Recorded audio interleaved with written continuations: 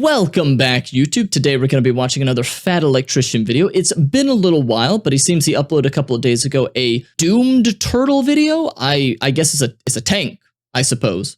But I have no background on this whatsoever. I hope it looks like a turtle. And before we begin, let's see if Twitch chat has anything that they wish to tell YouTube. Get it out.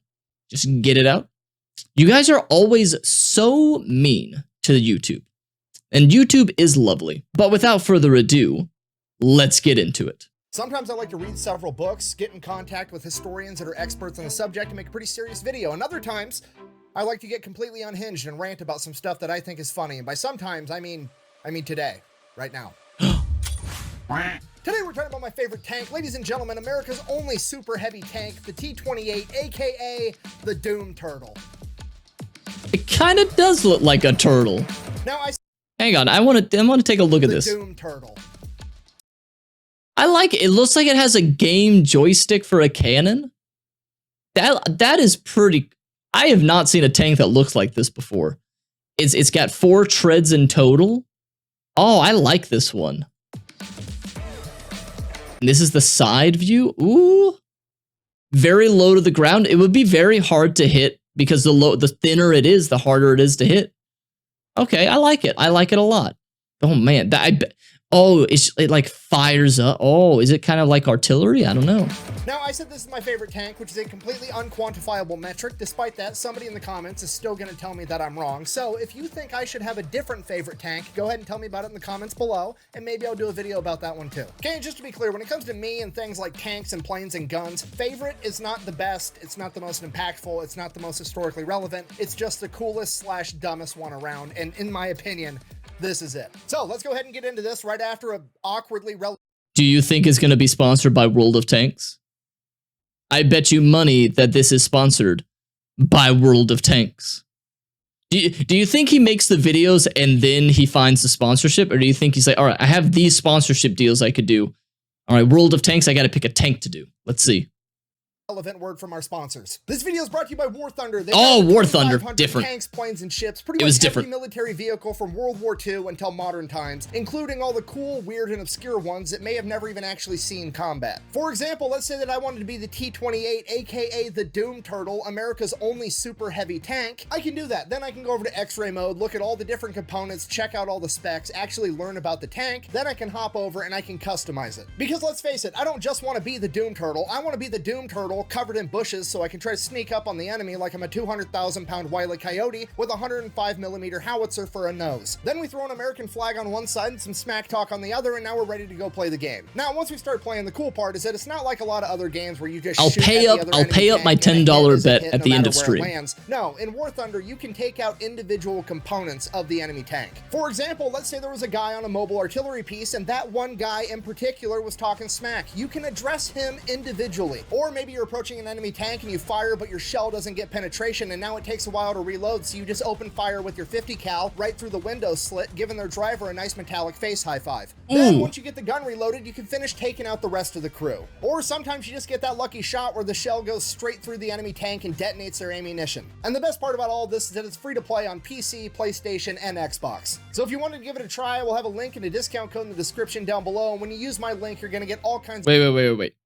Can you play this game? And the best part about all of this is that it's free to play on PC, Dude, you can play it on Club Penguin.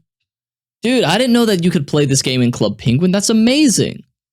Okay, I know that that's Linux. I know it's Linux. I just had to make the joke. When you use my link, you're going to get all kinds of freebies to get you started off on the right foot. Let's get back to the video. All right, the Doom Turtle. It is a World War II era tank. Hey, welcome, LMG. One reason and one reason only, and that is to punch through the German Siegfried Line. If you don't know, the Siegfried Line is Germany's western border, where they have essentially tried to fortify it to make it impenetrable to the Allied forces approaching so that they can't break into Germany. It is approximately 400 miles of concrete pyramids known as Dragon's Teeth, making it so tanks and other Wait, what is... Oh, that's what those are called? Dragon's Teeth? I don't know what I thought this barricade's name was. I just knew it was a thing to like stop things from going through them. Dragon's Teeth is so badass. What are we learning today? We're learning about the Doom Turtle tank. Oh yeah, I don't know how you get around that. I don't know how you would get around this Dragon's Teeth. Now I know. vehicles can't pass through. Then on the other side of the dragon's teeth, you typically had other things that were meant to stop foot soldiers like moats, barbed wire, booby traps, and on the other side of those was over 18,000 bunkers with machine gun, mortar, and artillery positions that were going to, in theory, be able to mow down any ally trying to advance through those obstacles. Now, the American military and government knew about the Siegfried Line pretty much the entire time because German propaganda told them about it, and they portrayed it as completely impenetrable.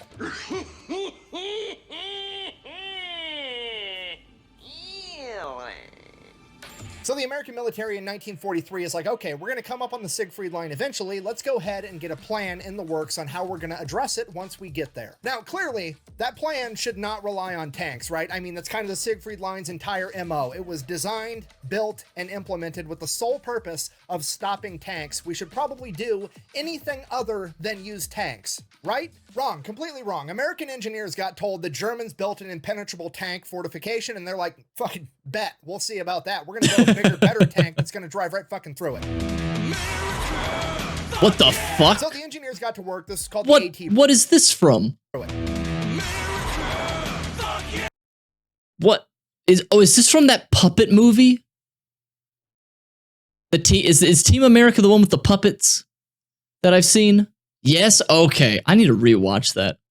I need to rewatch that because this is like, oh, we're the Power Rangers coming out from our hideout with the Zords. Oh. So the engineers got to work. This is called the AT project, and what they came up with was, surely there's spots along the Siegfried Line where the German military has a gap where they can drive their vehicles through, right? Has to be there. They can't just have 400 miles and they drive all the way around. There's got to be points where you can pass through it. And obviously those points of passage are going to be the most fortified positions, right? They're essentially going to make a fatal funnel, a choke point where all of the Allied forces have to try to go through a narrow passageway, and on the other side, it's going to be loaded with German 88 anti-tank guns, German artillery, machine guns, mortars, everything. They're going to be able to slaughter anybody that tries to make it through that little tiny narrow passage. To which the American engineers are like, cool, obvious solution. We're just going to make a tank that can't die. Okay, it's going to be so heavily armored that there's no anti-tank weapon or artillery piece known to man that could kill it. Then we're going to put a gun on it that's so big that it can shoot through concrete bunkers and take out the enemy. We're literally going to drive this gigantic heavily armored tank directly into the enemy choke point, stand there, take all their anti-tank fire, be untouchable, and then we're going to return fire and kill them first. Okay, do you understand how gangster that is? This is the ultimate dad dick maneuver. Just straight up like, I know exactly what your plan is. I know what you want me to do so that you can beat me. I'm going to do it anyways, and I'm still going to win because fuck you. So they made the Doom Turtle, the T-28, America's only super heavy tank. This thing is 36 feet long, 10 feet tall, and 14 feet wide. It has 12 inches of armor on the front, and it's weighing in at 95 tons. Okay, approximately 210,000 pounds. Okay, the human mind can't comprehend how heavy this tank actually is. It literally weighs as much as a blue whale, which also isn't helpful because most people haven't seen a blue whale. How many fridges? The only, like, everyone makes the jokes. Everyone makes the joke that Americans will weigh anything in things that don't make sense. They're like, oh, a boulder that weighed 3 refrigerators fell from a rock slide. No, that's actually smart to do because I understand the weight of a fridge. If you say it weighed 1,000 pounds, like, I don't know how much 1,000 pounds is. I know that that's a number, but I don't know what that is. I can't visualize that. So if you tell me it's 3 of these things that you understand the weight of, it makes sense.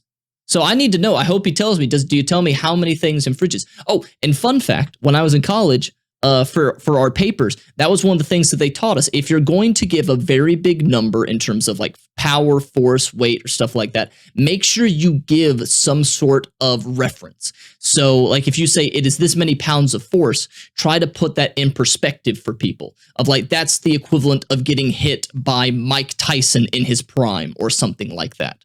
Always give it into perspective. You want to have everyone that you can get to be able to understand what you're talking about, especially in scientific papers. So always give a reference. It's just a smart idea. So everyone who says dumb Americans weighing things in weird metrics, fuck you. Fuck you. And welcome, M4 V2 Reaper. Welcome, welcome. 2 feet of steel. Yep, definitely American. Feet. We love feet in America. We love feet in America. We have a feet fetish. There we go. Okay, so it's like, what's my calculator? Toyota Corolla's like 3,000 pounds. Okay, it's like 70 Toyota Corollas. Okay? See, there we go. This entire thing is like an entire parking lot got a gun strapped to it, and now it's coming to kill the enemy. Speaking of gun, they went with a 105mm gun, okay? That is field-grade artillery. This is literally a howitzer that they strapped to the front of this metallic blue whale. Okay, if you're not picking up what I'm putting down, I'm trying to tell you this thing is basically the Norwal of death, all right? Which raises the question, why on earth did they go with the Doom Turtle and not the Norwal of death? Well, it's because this thing's slow as shit, which is really the downfall of this tank, because somebody basically said, hey, we're going to build a 200,000 pound tank, and then we're going to put the same V8 engine in it that the M4 Shermans have. Yeah, the Doom Turtle is rocking a 500 horsepower V8 Ford engine, okay? Just for the record, if you don't know much about engines or horsepower, Dodge is out here making minivans with 1,000 horsepower that weigh 5,000 pounds, and the DoD thought it would be a good idea to stick a 500 horsepower V8 inside of a tank that weighs as much as a blue whale. Okay, the Doom Turtle's coming at you at the speed of mock potato. Pedal to the metal, balls to the wall. This thing maxes out at 8 miles an hour. So, but why? You're telling me they couldn't find a way to fit in at least a bigger engine, or at least like another engine? That's a thing, right? You can put in multiple engines, right? That I'm not being stupid with that. It's like, oh, just add another engine. Just boom, boom, 2 more engines. Just do that. That's a thing, right? It's like adding multiple horses. You go faster, right? I'm not making that up. I hope so. I hope so. Perhaps they thought it worked in the Sherman, should have worked in the Turtle, but they tested it. They should have gone, that's pretty slow. It's so slow we called it a Turtle. Maybe we should make it a bit faster. More weight equals harder to move. Okay, but so, oh yeah, putting more engines adds even more weight. Oh, it's Kerbal Space Program all over again. I'll just add more fuel so it goes further. Then it just weighs more. Okay, I see. Clearly, they're going to have to transport this thing all the way to the Siegfried Line, right? If they land this thing on a beach in Normandy and let it drive all the way across France, it's going to take like 3 years to get there. And this is actually why the Doom Turtle has a unique look of having 4 sets of tracks instead of just 2 very wide sets of tracks like a normal super heavy tank would. And that's because those 2 outermost tracks come off and separate from the Doom Turtle, allowing it to be easier to transport, both because now the Doom Turtle isn't as wide and it comes apart in 3 separate chunks, making it all weigh significantly less than the original 95 tons. It's a transformer. By 1945, they start manufacturing these things. Originally, they're planning on making 25 of them. They figure that'll be enough to punch through the Siegfried Line, but they build 2 prototypes first. So they get those prototypes built, then they're testing the first one, and the V8 engine that's trying to move 200,000 pounds obviously catches fire, burns out the entire inside of the tank. The entire thing is essentially a total loss. And while that was going on, the Allied forces managed to penetrate the Siegfried Line. How on earth did they do that without the Doom Turtle, you ask? Well, A, the Siegfried Line wasn't really all it was cracked up to be, according to the German propaganda. It definitely was not impenetrable. It was undermanned. It just wasn't as good as it was made out to be. So they just went and they sent out recon, and they found a couple of spots where they weren't well covered by like artillery and machine guns and booby traps, and then they just put a bulldozer out and pushed dirt over the top of the Dragon's Teeth, and then drove right over the top, got behind enemy lines. And yeah, it definitely was undermanned if they can just bring in a bulldozer, cover it with dirt, and nobody goes in to stop them. I don't have any experience in war, but whenever I think of this, like, oh yeah, we'll just, go through a day of just, we'll just put a bulldozer and cover everything up with dirt. It's like, why is no one patrolling this? Huh? You made a wall and you didn't patrol it. Come on. Jeez. It's just a fucking line go around. Why didn't we think of that? Oh my God. Why didn't we think? Overconfidence? Yeah. I guess they were just relying on the psychological warfare of it's impenetrable. You can't do it. Don't even try. Hey, welcome, Blocks. And took everybody out. Yeah, the Germans spent God knows how much money and man hours building this 400-mile stretch of concrete booby traps, and they got outdone by a couple of rednecks with a bulldozer. So because of that, the Doom Turtle simply just wasn't needed anymore, so they stopped the project. There was one surviving prototype. They gave that over to Aberdeen Proving Ground, and they used that basically as a giant weight to test transportation equipment because, well, it was the heaviest tank they had, and if it could move the Doom Turtle, it could move anything else, so they used it for that for a little while. Then, one day, somebody just parked it in a field, and everybody forgot about it. A little while after that, people started asking questions. Historians, the public, museums, like, hey, where's that badass tank? We want to preserve it. We want to save it. It's a part of history. We want to stick it in our museum. Let me have it so I can take care of it. And the army is like, I don't know, bro. We lost it. Okay, now What? on one hand, to be fair, I'm pretty sure I know exactly how this happened. They just like had a couple of dudes go park it. They made it take all day. They parked it off in a field. Those dudes like retired. They left. They moved on. And then nobody remembered where it got parked. Okay, like I'm sympathetic to that. I understand how it happened. But on the other hand, how the fuck do you lose a 200,000 pound tank that there's only one of? Like, I would understand if you were like, oh, hey, we misplaced a Sherman tank because America made like 50,000 of them, right? But no, this isn't a Sherman tank. It's twice the size of a Sherman tank, and there's only one of them, okay? You could park it in a parking lot full of tanks, and you would still be able to find it. How on earth did you manage to lose a blue whale with a gun attached to it, okay? Dude, where's my car? Where's your car, dude? Dude, where's my car? So that's it. It's just gone. It's MIA for the next 27 years. Nobody has any clue What? where this thing is at. And then one day, some hunter is out in the woods near a military base hunting, and he's like, hey, there's a fucking tank sticking out of those bushes. So they literally did just park it somewhere. There's a tank back there. You can barely see it because of the chat. But if you look right over here where my mouse is, there's another tank, it looks like. Did they just put tanks in a field and just forget about them? Why? Well, I don't understand. I don't understand how they do this, how the military does what they do, and then they never found a useful, okay. Just cover it with bushes, 10 out of 10. I mean, if you didn't tell me that there was a tank in this photo, I wouldn't realize it. I would not have realized that there was a tank right here. It's almost perfectly camouflaged. I think it's the same tank. I thought they only made one though. There's a tank. Yeah, there's like, if you look really closely, it's right here. It's right there. You can see the tank. It's a little hard to spot it. This would be great on the Spot the Sniper subreddit. But you know, it's very tricky. Camouflage 100 right here. Very good. Very good. You're missing the red circle. Ah, you're right. You're right. Hang on. Hang on. Let me get something up right now. Here we go. Let me circle it for you. Okay, just so you know where it is. Oh, dang it. What the? Well, I can't circle it. So I have a thing that should let me circle it. It won't let me do it. So don't know what that's about. There's a fucking tank sticking out of those bushes.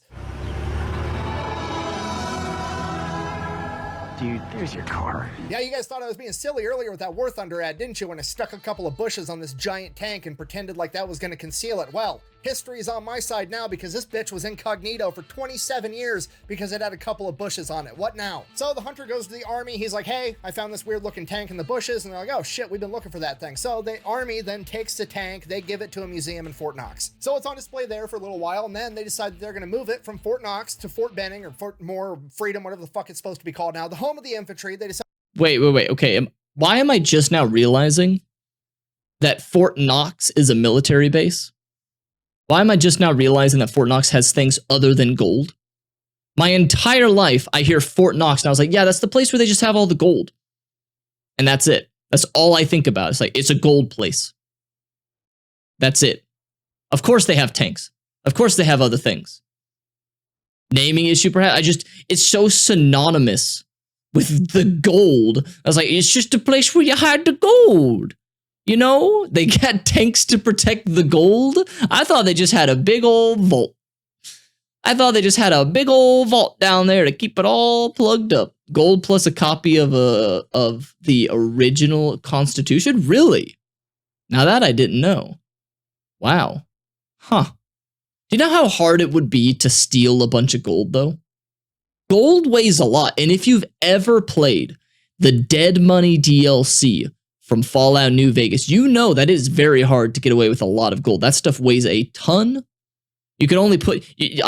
first time I played that in the Dead Money DLC, first time I ever did it, I didn't even take it with me. It's like, I ain't got room for this shit. I'm not taking the gold. And I didn't know about the funny, not glitch, but the funny system abuse where you can take Ulysses' head, put all the gold in his inventory, and then just carry his head. I didn't know about that. Then drop it and carry. You can only carry one, though. I just said it wasn't worth it, and I left. So, yeah. But, yeah, gold's very heavy. And very soft. It makes terrible armor. They're going to move it to the infantry museum at the home of the infantry. So they throw it on the HET trailer, the heavy equipment trailer, and they tow it all the way to Georgia. While they're towing it, Georgia, apparently they take a turn too hard and it breaks the chains off the HET trailer, and the entire main cab of the tank flies into the ditch. Now, granted, it was just the main cab of the Doom Turtle, so it didn't have the two outermost tracks, which is like a significant amount of weight, but still, the main cab is 60 tons flying off your trailer into the ditch, so that's terrifying. Obviously, the Doom Turtle, completely fine. The paint got scuffed, no big deal. Get it back on the trailer, they get it where it's going. Now, here's my issue. I know for a fact that there are pictures of the Doom Turtle in a ditch somewhere in Georgia. I need those pictures. Someone has them on their cell phone. This happened in like 2017, 2018, 2019, somewhere around there. I know one of the drivers in that convoy took a picture of it with their smartphone. It has to have happened. I want that picture for history so I can get it to the museum, okay? Get me that picture. What are you waiting for? Chinese New Year? Go, go, go. Sorry, so that's it. That's the end of the story. They get it to the National Infantry Museum, and that is where it is on display today. So in conclusion, that's my favorite tank for literally no reason other than it's completely ridiculous and I think it's funny. Literally from its inception, it was just designed to be a giant middle finger. The enemy told America, hey, you can't drive your tanks through here, and America said,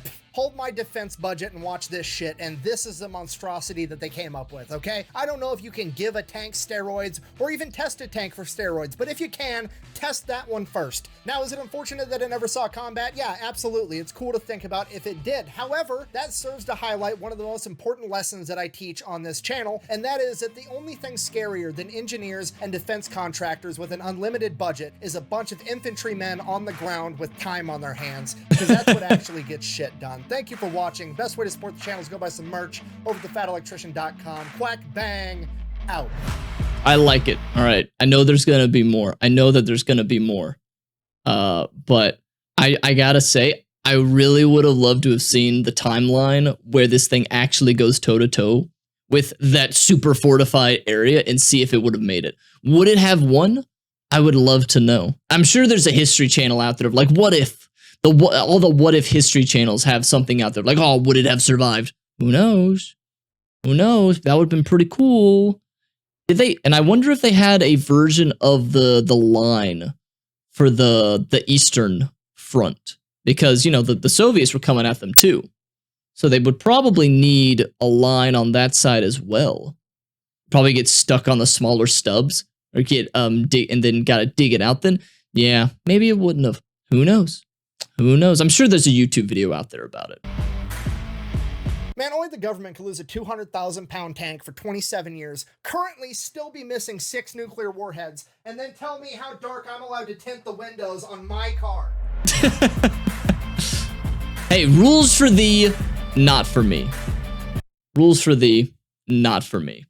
But man, I wonder, did they give it a way for it to flip off of its back? Because if it's a turtle, you know the one big weakness for a turtle, chat. You know what that is? It's getting flipped up on its back. So did they devise a way that if this tank ever gets flipped upside down, has a way to like, whoop, flip itself back up? Because if not, that's a huge design oversight for a turtle. One of the biggest flaws of the turtles. I don't think most tanks survive being flipped. Well, they need to make one. They need to make a tank that has like a gyroscope thingy in the center for the drivers, and then the tank can flip upside down, and it didn't do anything. It upside down. There is no upside down, is what I'm saying. Is that if you flip a tank upside down, it's the same thing as if it was right side up. You know, that would be pretty cool. I think they made a children's toy about that. You know those cars those RC cars. You stole that from Avatar. Is that an Avatar? I, honest to God, did not know that was an Avatar. I was thinking of the RC cars. I'll look it up after the video. But I was thinking of one of those. But yeah, and in YouTube, if you know what RC car I'm talking about, let me know down in the comments below. And also leave any other channel or video recommendations down below. Consider joining the Discord and maybe even coming by the stream. But until next time, I hope you all have a wonderful rest of the day. And I will see you next time. Stay awesome.